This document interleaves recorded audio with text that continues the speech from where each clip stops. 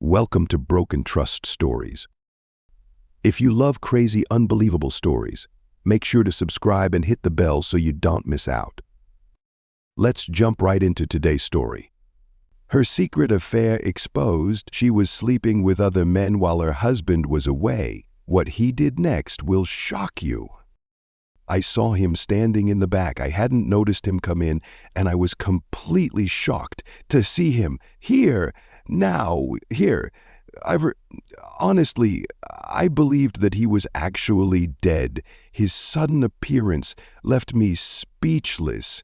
That was a really bad thing right now, because I had just stepped up to the podium to give a eulogy for my husband, laying in the casket below me, as it was the last time I had seen him 30 years ago. Butterflies swarmed my tummy.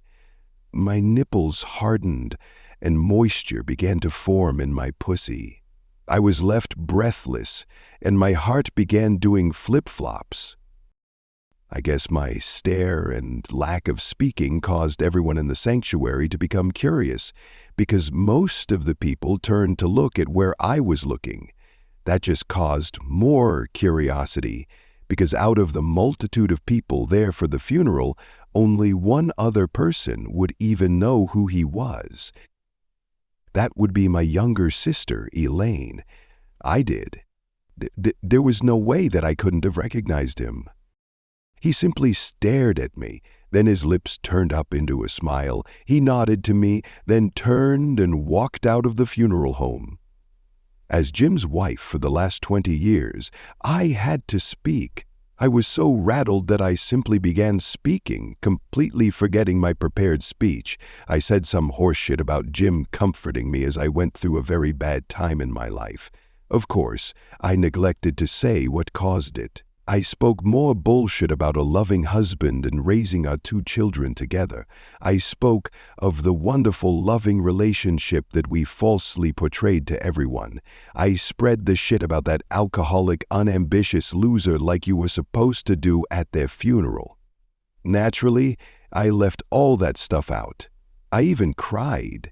That wasn't hard for me to do. No one even suspected that it wasn't Jim I was crying for. I cried because I saw him. I played my part perfectly at the cemetery. I was the grieving widow who had just lost the love of her life. Truthfully, I was. It just wasn't Jim. I was actually glad that the bastard finally died and I was free of him. Unfortunately, I didn't know what a complete cheating arsehole he was until it was too late. By that time, I had already been married to him for a couple of years and was raising our 2 children. Mallory was 5 when we got married. He adopted her when we got married. Keith came along shortly after our wedding. I stuck with it because I wasn't going to raise my children alone, and I didn't have a whole lot of options. It was finally over. Jim's casket had been lowered into the hole. I threw my flowers and a handful of dirt in. My children were assisting me away from the gravesite to our waiting car. I happened to look over to my right and saw him standing there. He was a couple 100 feet away and leaning against a tree. My sudden stop took my kids by surprise. I stumbled as they kept moving and pulled me forward. Regaining my balance, I took another look and saw him walking away. "Bobby!" I called out. I turned and began trying to run. Wearing high heels in grass is not favorable to running. "Bobby, please! Bobby, stop! Please, come back!" I hollered as I was trying to run. He never looked back. He continued to walk away. "Mom, what the hell?" Mallory asked as she was trying to stop me. "What are you doing? Who is that man?" "Please, you have to stop him. I have to talk to him. I can't let him go again." "What are you talking about, Mom? Who is he, and what do you mean that you can't let him go again?" Mallory asked. It was too late. I fell to my knees sobbing as I watched him get into a pickup truck and drive away. My heart felt like it exploded as I lost him again. He wasn't dead. He was still alive. It didn't make sense. If he were alive, where had he been, and why didn't he ever come home? I had mourned for him. I had been destroyed when he disappeared. Now I was being destroyed again by his sudden appearance. It was 30 years ago, give or take a few months. My wonderful husband, Bobby, was due to return from his business trip this evening. I had wonderful news for him, and I was fixing his favorite dinner to celebrate. I even had a bottle of Merlot waiting. I had timed it perfectly. He was supposed to get home right at 6 that evening. He would have time to go upstairs, shower, and change before eating.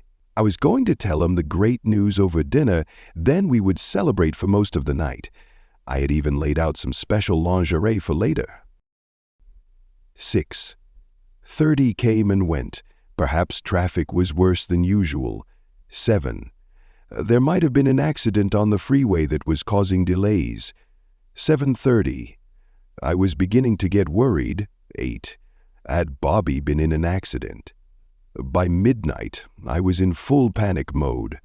At 1 o'clock in the morning, I began dialing his pager.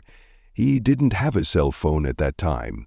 Perhaps if he was in the hospital, someone might notice the pager going off and calling me back. At 8 the next morning, I called his office. No one had seen or heard from him. I contacted the police and told them that I was worried because he never came home last night. They had no information, and they had not had any accidents last night. I had to wait until the next day to file a missing persons report. I spent the day calling all his friends and acquaintances that I knew about. Bobby didn't have any family left. He was an only child, and his parents had died a couple years earlier. No one knew anything. I called my younger sister. I was panicking, so she came over to console me. I continued to try and page Bobby. Early the next morning, I was at the police station filing a missing persons report. I didn't like a lot of the questions that I was asked. It was insinuated that Bobby may be cheating on me and was just staying at his lover's house. I knew better. Bobby would never cheat on me. For the next several weeks, I was a basket case. My sister stayed with me and had to keep me as calm as possible. Too much stress would be bad for the baby growing inside of me. That was the news that I was going to tell my loving husband. He was going to be a father. We had been planning and trying for a while, and it finally happened. The only thing that I was told was that they had found Bobby's car abandoned at a shopping mall 2 towns away. There were no other clues to go on. Within a month, I was in serious financial trouble. I was not working, and Bobby's paycheck was no longer coming in. His company had terminated him for not showing up. I used the money that we had in savings to hire a private detective to look for Bobby. After 2 weeks and no information, I didn't have the money to continue. While we didn't have any credit card debt, there was still the mortgage payment due on the house. With no money coming in, I was already 2 months behind with no way of catching up. Jim had been a godsend during that time. He had been Bobby's best friend, and we had gotten very close over the last few years. He continued to make sure I had food and necessities, but he couldn't help with the mounting bills. Unlike Bobby, who was intelligent and driven to succeed, Jim was rather lazy and unmotivated. He also wasn't as intelligent as Bobby was. Putting it bluntly, Jim had delusions of adequacy. The bank foreclosed. Elaine only had a small studio apartment, so I couldn't stay there. Not having a real income, I couldn't afford an apartment of my own. But Jim was renting a 2-bedroom trailer. With few options, I moved in with him. He was taking care of me, after all. Why didn't I try to get a job? Who is going to hire a pregnant woman that will just be taking a few months off on maternity leave shortly? So, let me anticipate your questions.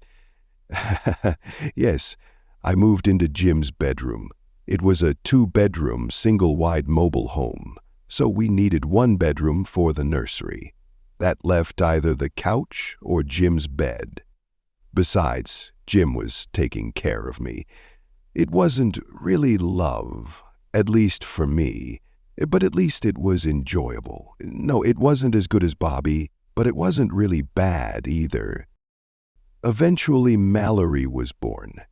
We hit up about every second-hand store and garage sale in the county, getting everything we needed for the baby. I will say one good thing. Jim doted on Mallory. I eventually had to get a job, since the bills were getting bigger, and Jim had lost yet another job. Having been not part of the workforce for a few years and not going to college, my choices were limited. I eventually managed to get a job as a sales associate at the local department store. For the next 5 years, I continued to try to search for Bobby.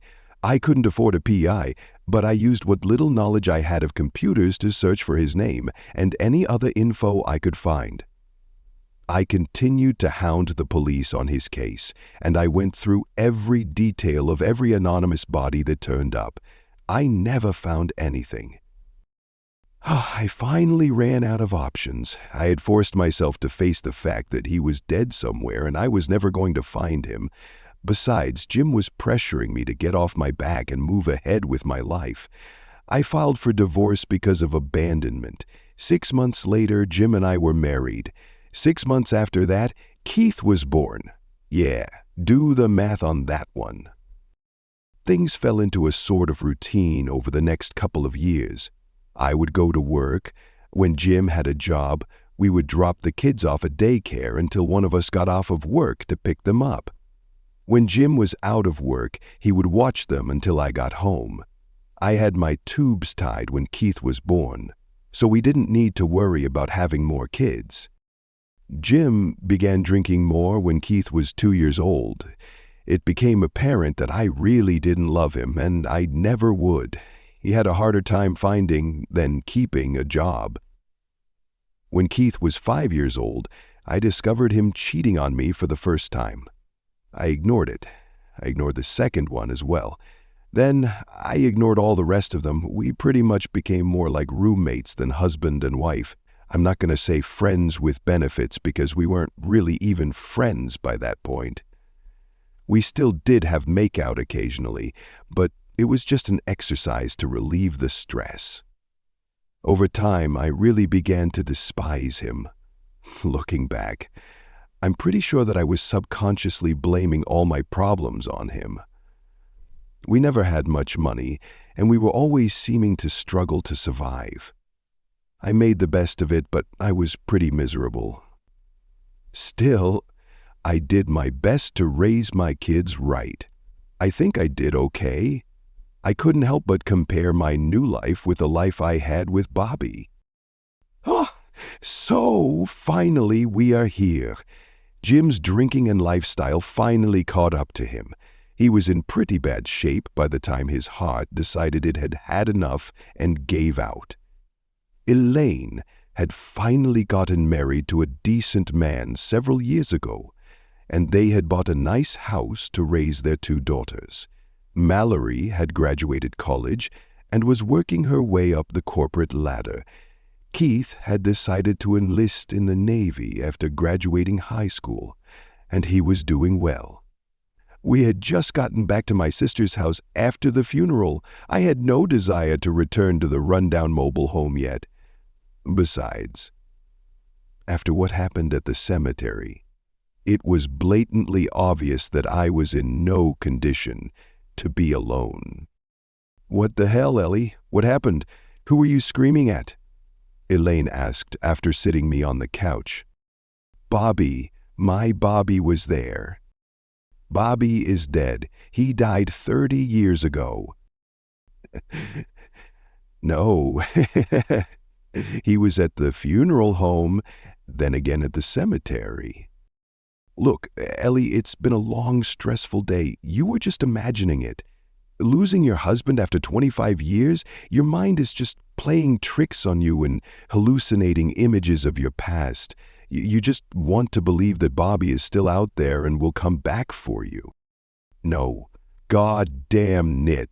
He was there. He's still alive. He smirked at me like he knew something I don't.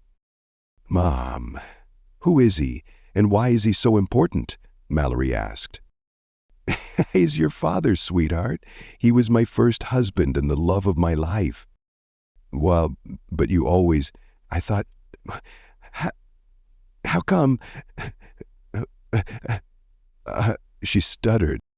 Well, where has he been all this time? Keith asked. I don't know. He just never came home one day. We all thought he was dead. It was a week before I could bring myself to go back to the mobile home. I knew Bobby was out there somewhere. Everyone else believed that I was just seeing things. No one could explain who the man at the back of the funeral home was, but they wouldn't believe that it was Bobby. I knew different. Life returned to normal, whether it's just one decision, not in response to my conscience or a will to hide it. Bobby's actions did not seem to motivate him. Rather, he seemed to have a magical thinking behind the scenes. I was still fairly attractive for my age, and I would get hit on every once in a while, but I would always turn them down. I had resolved myself to be celibate from then on. I knew Bobby was still out there, and he would be my one and only. I would have no one else. It was a year later. I had returned from work one evening. I opened the door and walked in. I almost fell over my feet as I stopped so suddenly. There, sitting on the couch, was Bobby. Bobby, hello, Elly. You're here? I am. Where have you been, and why did you disappear? You know why? No, I don't. You just never came home from your trip. You vanished. I thought you were dead. I was dead. Sure, my heart was still beating, and I was still breathing, but everything else was dead. I don't understand. Elly, do you remember the last time I got home from one of my business trips? Of course I remember. I always remember you coming home from a trip. We always made love the entire night, and you would stay home from work the next day to recover. No, Elly, the last time I came home, it was my last trip. You didn't come home. I waited all night, but you didn't come home. It was Thursday night, and I made a special dinner so I could tell you some great news, but you never came home. But I did come home, Elly. I asked if you remember, but you don't. You don't remember me coming home because I came home on Wednesday, not Thursday. Now do you remember? He told me what had happened after coming home and finding me in bed with Jim. He told me of the pain he felt of our betrayal. He told me how his spirit died right then, and of leaving. He told me of the 2 years he lived on the street before waking up from his sadness and beginning to move on. He told me of how he felt he had lost everything he cared about, especially when he heard me tell Jim that he was actually the father of her baby. He said that he had began using his middle name and his mother's maiden name to hide while he created a new life for himself. He changed jobs and moved around constantly working gigs for cash. He kept informed on my life out of curiosity. He knew about the divorce from the public notice in the newspaper. A few years after that, he had met another woman and eventually got married. They had 3 children that were almost grown up by that point. I was so overwhelmed with remorse that I couldn't bring myself to tell him the one single important thing that I needed to. I just couldn't hurt him again. When he left, I simply shut down in remorse and grief. It was 2 days later when my sister found me catatonic on my couch. I hadn't moved since Bobby left. Later that evening, I couldn't bring myself to function. I was severely dehydrated and hadn't eaten anything. She couldn't get me to respond. I just sat there staring into space. She finally called Mallory to help her get me into her car to take me to her house. My clothes were a mess, so Mallory grabbed a couple changes of clothes and followed Emily home. They worked together to shower me and dress me in some underwear and sweats that Mallory grabbed.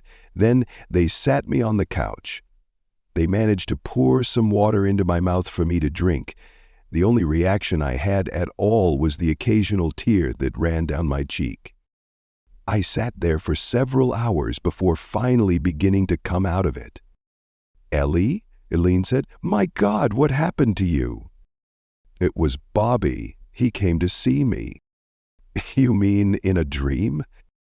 "No. He was at my house when I got home." "Elly, Bobby is dead. You need to accept that." "He's not dead. At least, not physically. He knew. He caught me, and I never knew it." "What do you mean that he caught you, Mom?" Mallory asked. We came home, and I never saw him. I didn't know." "I don't understand. You waited up all night that night and never saw him come home?" "No, not that night. He came home the night before. He came home a day early.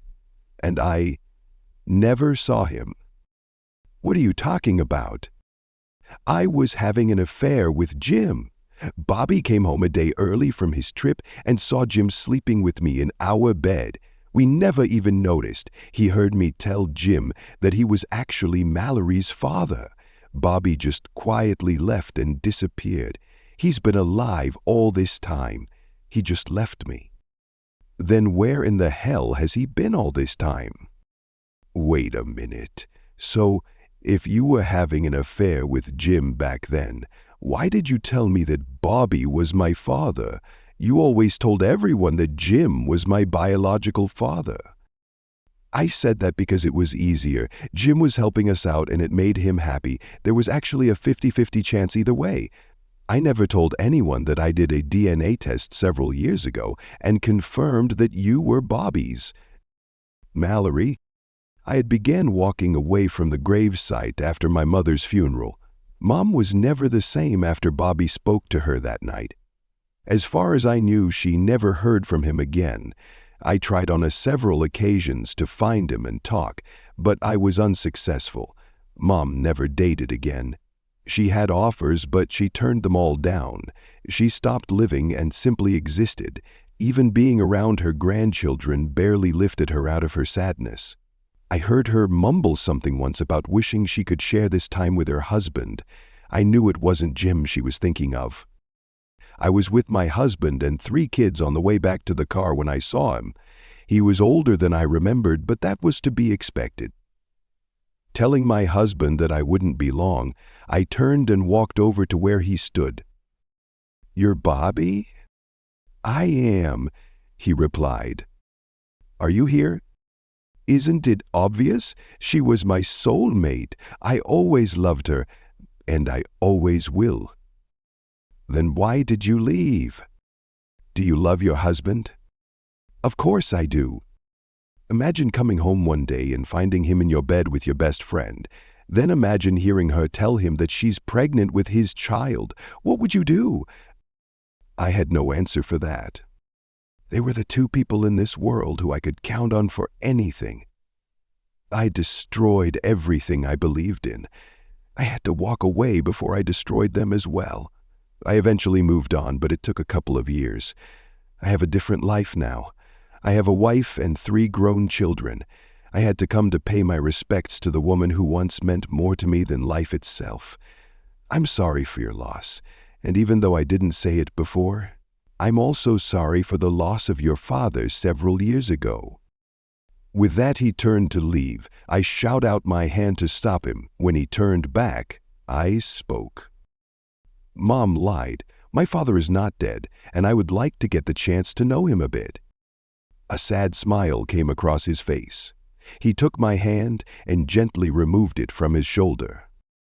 "It takes much more to be a father than simply donating the sperm. You look like a wonderful lady. Your parents obviously raised you right. Best to let sleeping dogs lie. Now that my Elly is gone, perhaps I can finally find peace. Goodbye, Mallory. May you and your husband have a long, happy life together." With that, he was gone. I never saw him again.